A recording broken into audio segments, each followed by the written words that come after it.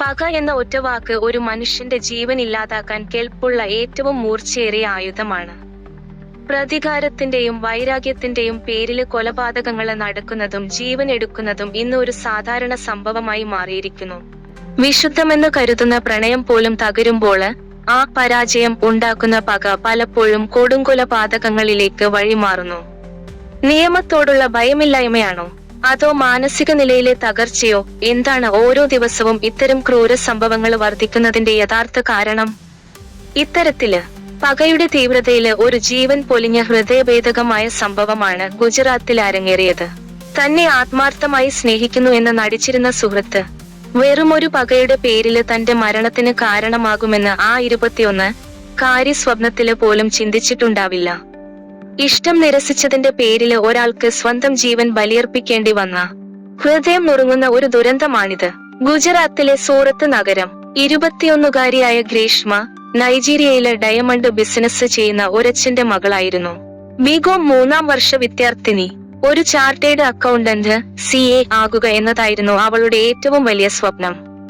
പഠനത്തില് മിടുക്കിയായിരുന്ന അവള് സാധാരണ ഏത് പെൺകുട്ടികളെയും പോലെ തന്റെ സ്വപ്നങ്ങൾക്ക് പിന്നാലെ സന്തോഷത്തോടെ മുന്നേറുകയായിരുന്നു. അങ്ങനെയിരിക്കെ ഒരു സുഹൃത്ത് വഴിയാണ് ഗ്രീഷ്മ ഫെനില് എന്ന വിദ്യാർത്ഥിയെ പരിചയപ്പെടുന്നത്. ആദ്യ കാഴ്ചയിൽ തന്നെ ഫെനിലിന് അവളോട് കടുത്ത പ്രണയം തോന്നി. വിവാഹം കഴിക്കണമെന്ന ആഗ്രഹം അവൻ പ്രകടിപ്പിച്ചെങ്കിലും വെറുമൊരു സൗഹൃദത്തിനപ്പുറം അവനെ കാണാൻ ഗ്രീഷ്മയ്ക്ക് കഴിഞ്ഞില്ല. ഈ നിരസിക്കല് ഫെനിലിന് ഒരു തിരിച്ചടിയായി. അവൻ നിരന്തരമായി അവളെ ശല്യപ്പെടുത്തി തുടങ്ങി. കോളേജിൽ നിന്ന് പുറത്താക്കപ്പെട്ട ശേഷം ഒരു കമ്പനിയിൽ ജോലിക്ക് കയറിയപ്പോഴും അവന്റെ ശ്രദ്ധ മുഴുവൻ ഗ്രീഷ്മയെ പിന്തുടരുന്നതിലായിരുന്നു. തന്നെ ഒഴിവാക്കുന്നത് മറ്റാരോടോ ഇഷ്ടമുള്ളതുകൊണ്ടാണെന്ന തെറ്റിദ്ധാരണ അവനില് പകയായി വളർന്നു. 2020 ഏപ്രിലില് ഫെനിലിന്റെ സ്വഭാവത്തിലെ ക്രിമിനല് വശം വെളിവാക്കുന്ന ഒരു സംഭവം നടന്നു. അവൻ താമസിക്കുന്ന സ്ഥലത്തുള്ള ഒരു വീട്ടിൽ നിന്നും ഇന്നോവ കാർ മോഷ്ടിച്ചുകൊണ്ട് കടന്നുകളഞ്ഞു. കാറിലെ GPS സംവിധാനം വഴി പോലീസ് അവനെ പിടികൂടി. അപ്പോഴാണ് ഗ്രീഷ്മയുടെ വീട്ടുകാർക്ക് ഈ വ്യക്തി എത്രത്തോളം അപകടകാരിയാണെന്ന് മനസ്സിലായത്. ജാമ്യത്തിൽ ഇറങ്ങിയ ശേഷവും അവൻ ഗ്രീഷ്മയെ പിന്തുടരുന്നത് തുടർന്നു. കാര്യങ്ങള് കൈവിട്ടുപോകുമെന്ന് തോന്നിയപ്പോൾ ഗ്രീഷ്മയുടെ കുടുംബം ഇടപെടാൻ തീരുമാനിച്ചു. 2022 ഫെബ്രുവരി 11-ന് ഗ്രീഷ്മയുടെ അമ്മാവനും സഹോദരനും കൂടി ഫെനിലിനെ താക്കീത് ചെയ്യാനായി അവന്റെ വീട്ടിലെത്തി. വാക്ക് തർക്കം മൂർച്ഛിച്ചപ്പോൾ അവിടെ വെച്ച് അമ്മാവൻ ഫെനിലിനെ തല്ലി.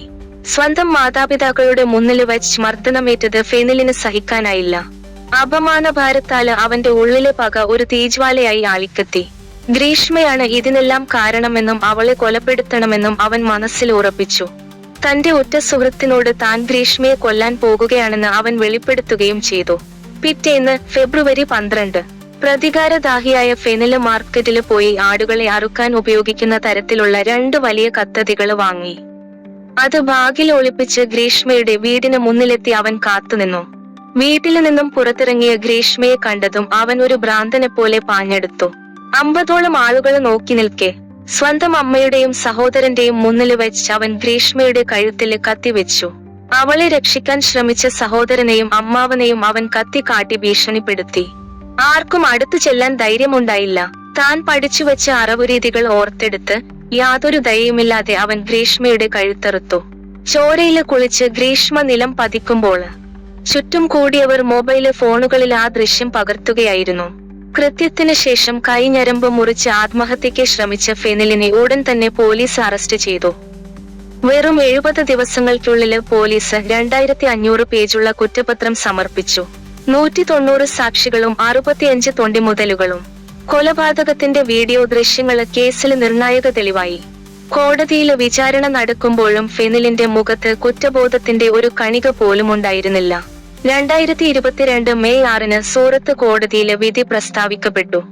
ഇന്ത്യൻ ശിക്ഷാ നിയമം 302 പ്രകാരം അപൂർവങ്ങളില് അപൂർവമായ കേസായി പരിഗണിച്ച് കോടതി ഫെനിലിന് വധശിക്ഷ വിധിച്ചു. അജ്മല് കസബിനും നിർഭയ കേസ് പ്രതികൾക്കും നൽകിയ ശിക്ഷയില് കുറഞ്ഞൊന്നും ഇവൻ അർഹിക്കുന്നില്ല എന്ന ജഡ്ജിയുടെ വാക്കുകൾ നീതിയുടെ കടുപ്പം വ്യക്തമാക്കുന്നതായിരുന്നു. സ്വന്തം മകൻ ചെയ്ത തെറ്റിന് അവന് മരണം തന്നെ കിട്ടണമെന്ന് ഫെനിലിന്റെ മാതാപിതാക്കള് പോലും പറഞ്ഞത് ആ ക്രൂരതയുടെ ആഴം വ്യക്തമാക്കുന്നു.